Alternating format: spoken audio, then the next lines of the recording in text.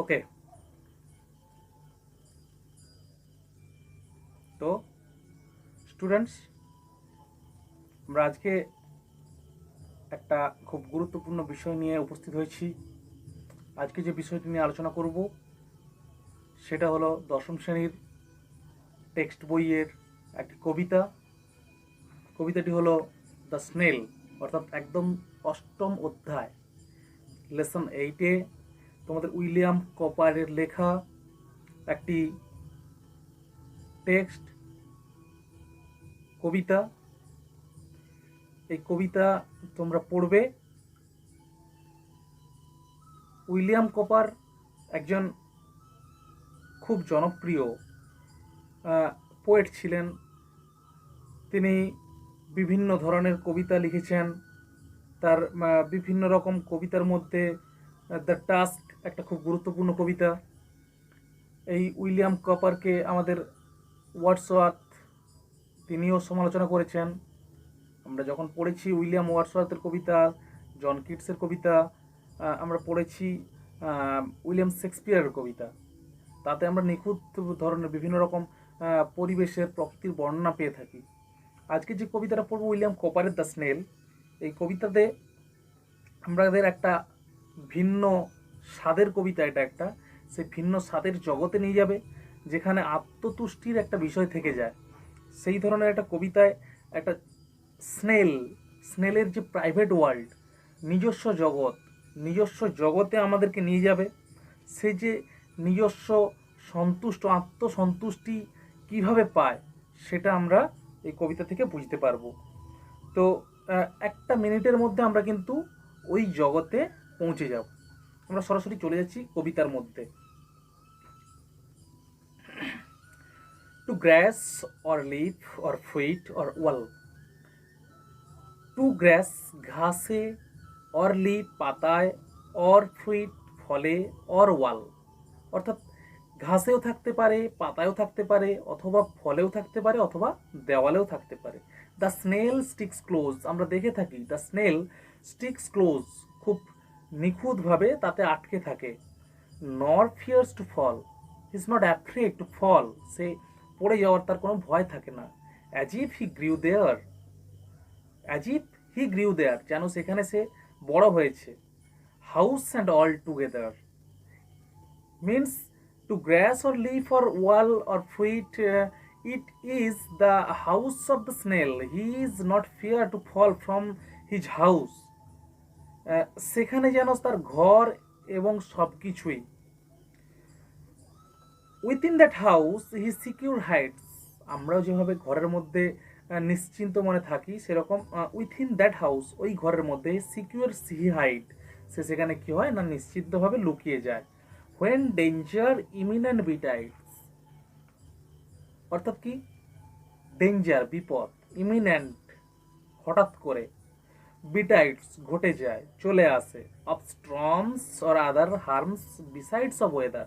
স্ট্রমস মানে হচ্ছে ঝড় বৃষ্টি, অথবা কি না other harms besides of weather, এই যে আবহাওয়ার কারণে বিভিন্ন রকম ক্ষতিকর প্রভাব যখন চলে আসে। অর্থাৎ কি না ধরো তোমাদের এখানে কি না তোমাদের দেখানো হচ্ছে যে ঘাস, লিফ, পাতা, ফল, দেওয়াল এগুলিতে যদি থেকে থাকে তখন কি হয়, সে তো প্রকৃতির কাছে উন্মুক্ত, তার মাথার উপরে আচ্ছাদন নেই।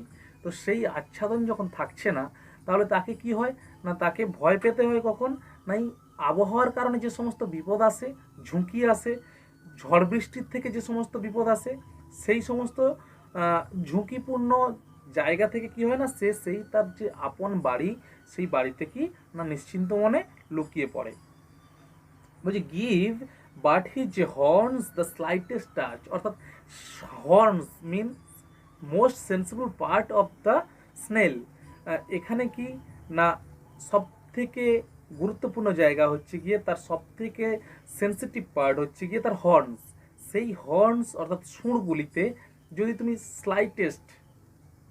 স্লাইটেস্ট টাচ অর্থাৎ মৃদুভাবে স্পর্শ করো, his self-collecting powers is such. His self-collecting powers means the power which belongs to his own power, অর্থাৎ কি তার নিজস্ব গুটিয়ে নেওয়ার ক্ষমতা, সেটা কি না এমনই। He shrinks into his house with much displeasure. Shrinks means গুটিয়ে ফেলা। Into his house with much displeasure, displeasure means অর্থাৎ কি অস্বস্তি বোধ করে সে কি হয়, সে নিজেকে নিজের ঘরের মধ্যে গুটিয়ে ফেলে। হোয়ার হি ডুয়েলস অ্যালোন, অর্থাৎ কি where he dwells alone, where he lives alone, যেখানে সে বাস করে সেখানে কি না একাই বাস করে। এক্সেপ্ট হিমসেলফ, সে নিজেকে ছাড়া, হ্যাজ চ্যাটলস নান, কাউকেই তার প্রয়োজন হয় না বা তার কোনো সম্পত্তি বা যেটা বলা হচ্ছে না, সে নিজেকে ছাড়া তার কোনো কিছু নেই।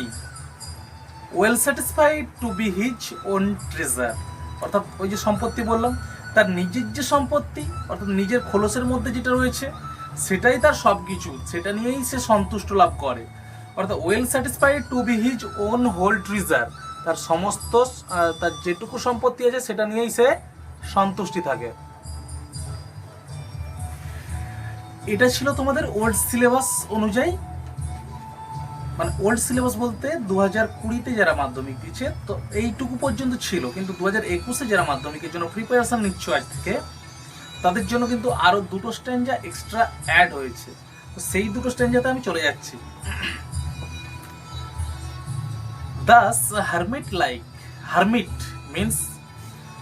মিন্স মঙ্ক, অর্থাৎ যারা সন্ন্যাসী।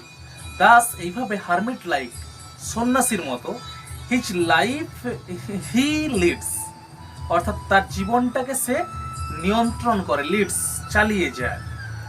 নর partner of his banquet needs, banquet means feast, অর্থাৎ আমরা যে ভুরি ভোজ করি সেই সময় তার কোনো পার্টনারের প্রয়োজন হয় না, তার আর কোনো সঙ্গীর প্রয়োজন হয় না।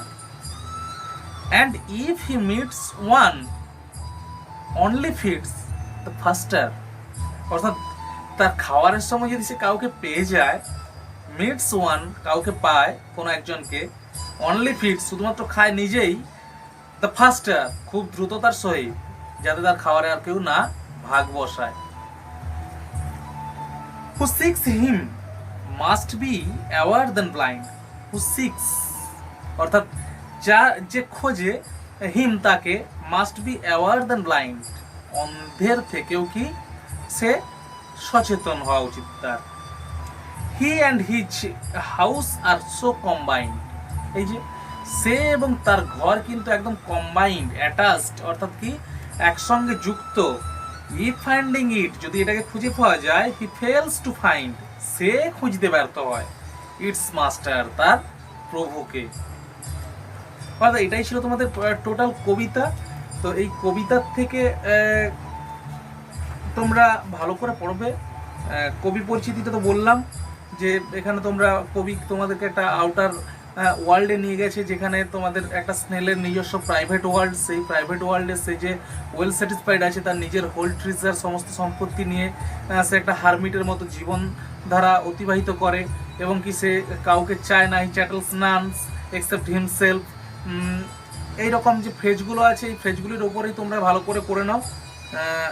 কোশ্চেন আসে, খুব ইজিলি কোশ্চেনগুলো আসে, এখান থেকে তোমরা নিজেরা হ্যান্ডেল করতে পারবে যে সমস্ত কোশ্চেনগুলো আসে। সেখানে এই যে স্লাইটেস্ট টাচ, এখান থেকেও কিছু কোশ্চেন আসে। তার যে স্লাইটেস্ট টাচ মিনস তার যে হর্নস, সেগুলি কি হচ্ছিল বললাম পড়ানোর সময় যে the horns R much sensitive, more sensitive than any other parts of a snail, so if we touch his horns, then his self-collecting powers is such he shrinks into his house with much displeasure. So the whole poem, we have read the whole poem and discuss the meaning of each lines in Bengali. I think you are understand the poem properly, and I request you to prepare this poem for your exam. Thank you. ওকে, আবারও বলছি, এখানে যে তোমরা আমাদের চ্যানেলটি আছে ইংলিশের জন্য তোমরা যে প্রোভাইড হেল্পগুলো পাচ্ছ, সেই চ্যানেলটিকে তোমরা সাবস্ক্রাইব করে নাও। কেরিয়ার পয়েন্ট ইউটিউব ক্লাসরুম এই চ্যানেলটি তোমাদেরকে আরও সাপোর্ট করবে। এইমাত্র টেক্সট বইটা শেষের পথে যাচ্ছি, এরপর গ্রামার, রাইটিং, ফ্রেজ সব কিছুই আস্তে আস্তে পার্টে পার্টে চলে আসবে। তোমাদেরকে রিকোয়েস্ট করব তোমরা অবশ্যই চ্যানেলটিকে সাবস্ক্রাইব করে নেবে এবং বন্ধুদের মধ্যে শেয়ার করতে ভুলবে না। Thank you.